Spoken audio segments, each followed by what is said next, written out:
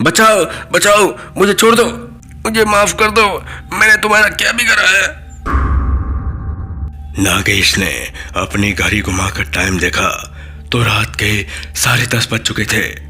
अब उसने बस आने की उम्मीद खो दी, लेकिन तभी सामने से हॉर्न मारते हुए एक बस आई। नागेश ने अपने आप से कहा, हे भगवान, आपका लाख लाख शुक्र है, चलो कोई तो बस आई। कंडक्टर ने दरवाजा खोला और नागेश बस के पीछे के दरवाजे के अंदर से चला गया। वह टिकट लेके आराम से बैठ गया, लेकिन कंडक्टर ने कहा, अरे भाई, ये बस आज रास्ते में ही रुकेगी, आखिरी स्टॉप पे नहीं जाएगी, आपको बीच से कुछ इंतजाम करना होगा। इसके इंजन में खराबी है, इंजन बहुत गर्म हो चुका है, समझे। नागेश को पसीना आना शुरू हो गया।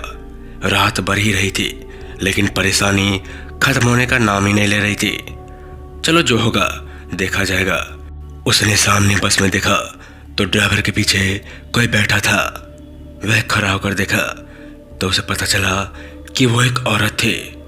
अब नागेश को खुद नहीं पता था कि बस आगे जाकर कहाँ छोड़ने वाली थी। अब 11 बज चुके थे।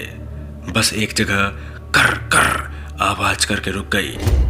ड्राइवर बोला, अब यहाँ से बस आगे नहीं जाएगी, तुम उतर कर अपना जाने का जुगाड़ कर लो। नागेश का घर आने को अभी कम से कम 10 मील यानी कि 17 से 18 किलोमीटर बाकी था, और रास्ता तो घना जंगल से भरा था।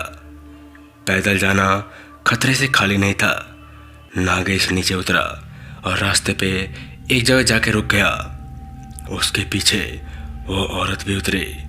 नागेश ने उसको जैसे ही देखा तो वह बस उसको देखते ही रह गया। सामने जाकर नागेश ने उससे बात करना चालू किया। आप इतनी रात को कहाँ जा रही है? ये बस वाले बिना ऐसे बीच रास्ते में उतार दिया। उस लड़की ने एक बार गणेश को देखा। उसकी आंखें बहुत खूबसूरत थी। नागेश उसकी आंखों में खो गया। कुछ बोल पाता तभी उस लड़की ने कहा, मेरा घर यहाँ से पास में है, पैदल जा सकते हैं, अगर आप चाहो तो मेरे घर चल सकते हो। नहीं नहीं नहीं नहीं, मैं यहीं रुकता हूँ, कोई मिल जाएगा तो मैं अपने घर तक चला जाऊँगा, बेवजह आपको तकलीफ होगी। वो लड़की बोली, अरे घबराओ मत, हमारे घर में सिर्फ मैं और मेरी माँ रहते हैं, अगर चलना है तो चलो मेरे साथ। इतना विश्वास नागेश के लिए काफ़ी था। वो उसके पीछे चल पड़ा। घना जंगल और कच्चा रास्ता था। सामने भयंकर अंधेरा था, कुछ भी दिख नहीं रहा था। पीछे वो रास्ता जहाँ वो बस उसे छोड़ गई थी, और ना ही वो लड़की जिसके पीछे वो यहाँ तक आया था वो भी गायब हो चुकी थी। उसने आवाज़ लगाना चाहा, लेकिन उसे तो उसका नाम ही नहीं पता था, तो वह क्या बोलता। हे भगवान, अब मैं क्या करूं, कहाँ जाऊं? नागेश ने अपने मोबाइल में देखा, अब तो बैटरी भी खत्म होने को है और नेटवर्क भी नहीं था। उसने चढ़ने लायक एक पेड़ देख लिया और उस पर चढ़कर बैठ गया। वहाँ उसको कोई खतरा नहीं था। अपनी बैग लेकर वो एक टहनी पर बैठ गया। उसे नींद आ रही थी, लेकिन उसे उस लड़के का चेहरा सामने नजर आ रहा था और उसे डर भी लग रहा था। अगर वो सो गया और नीचे गिर गया तो लेने के देने पड़ जाएंगे, इसलिए आंखें फाड़ के उल्लू की तरह जो जग रहा था। नीचे खूंखार जंगली सुअर घूम रहे थे। अच्छा हुआ वो ऊपर था, वरना क्या होता पता नहीं। थोड़ी देर बाद चिड़ियों की आवाज़ से समझ आया कि अब सुबह होने वाली है। अब उसका डर थोड़ा कम हुआ।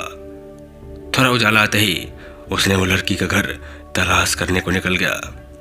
काफ़ी दूर जाने के बाद उसे एक घर दिखा। वह घर जरा पुराना सा था। नागेश ने देखा कि अब सामने जंगल थोड़ा कम है, और थोड़ा सामने जाकर देखा तो उसे कुछ घर दिख रहे थे। शायद कोई गांव था। वह वापस उसी घर की तरफ चला गया। बाहर से आवाज़ लगाई, कोई जवाब नहीं आया। उसने खिड़की झाँक कर जैसे ही देखा कि उसमें उस लड़की की फोटो लगी हुई थी और उसमें माला चढ़ी हुई थी जो उसे कल रात को मिली थी। अरे भाई, तुम वो सामने के गांव से हो क्या? जंगल में सुनसान जगह पर एक आदमी देखकर वो बकरी वाला चौंक गया। उसने कहा, साहब आप कौन हो और यहाँ कैसे आए? रास्ता भूल गए क्या?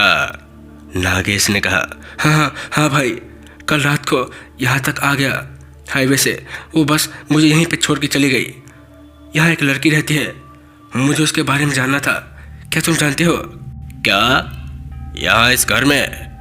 मैंने तो कभी नहीं देखा।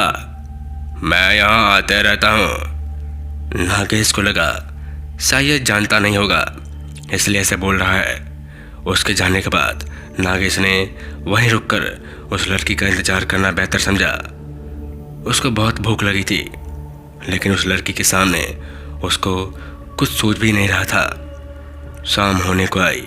वो बकरी वाला वापस जाते हुए नागे से मिला और पूछा, साहब कोई आया क्या? आप बेवजह रुके हुए हो, यहाँ कोई नहीं रहता। कुछ देर बाद रात भी हुई। इतनी देर से ना वो लड़की आई और ना ही उसकी माँ।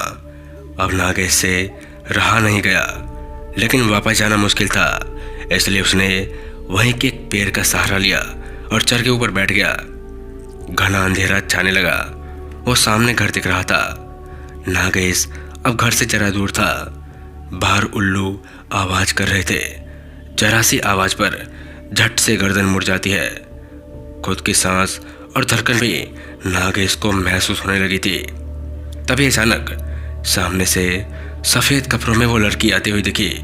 वो जैसे ही पेड़ से उतरने की कोशिश कर रहा था कि तभी उसकी नज़र उसके साथ चल रहे एक और परछाई की तरफ गई। वो एक आदमी था, उसके पीछे पीछे चल रहा था। अब नागेश वहीं रुक गया और ऊपर से ये सब देखने लगा।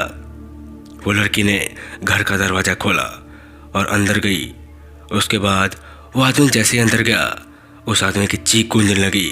वो तड़प रहा था, बचाओ बचाओ, मुझे छोड़ दो, मुझे माफ़ कर दो, मैंने तुम्हारा क्या बिगाड़ा है। नागेश इधर डर से कांप रहा था। नीचे उतरना अब वह भूल गया। कुछ देर बाद उस आदमी की चीखें बंद हो गई। सब शांत हो गया। वह आदमी शायद मर चुका था। नागेश सुबह का इंतजार करने लगा। जैसे ही सुबह हुई, वो पेड़ से उतरा। दरवाजे के बाहर तक खून बह रहा था। अंदर जाकर देखने की हिम्मत नहीं थी। वो जहाँ रास्ता मिला उधर भागते चला गया। भागते हुए उसको हाईवे मिल गया और अपने घर तक वह पहुंच गया। उसके साथ जो हुआ जैसे भी बताना जा रहा था, उसकी जबान नहीं चल रही थी। बोलता तो बहुत कुछ था, लेकिन कुछ बोल नहीं पा रहा था। उस खूबसूरत लड़की के अंदर शैतानी आत्मा का राज तो सिर्फ नागेश ही जानता था, लेकिन अब वो पागल हो चुका था। तो दोस्तों, कहानी यहीं तक थी। अगर आपको अच्छी लगी तो चैनल को लाइक सब्सक्राइब कीजिए। मिलते हैं ऐसी कहानी के साथ। तब तक के लिए जय हिंद, जय भारत।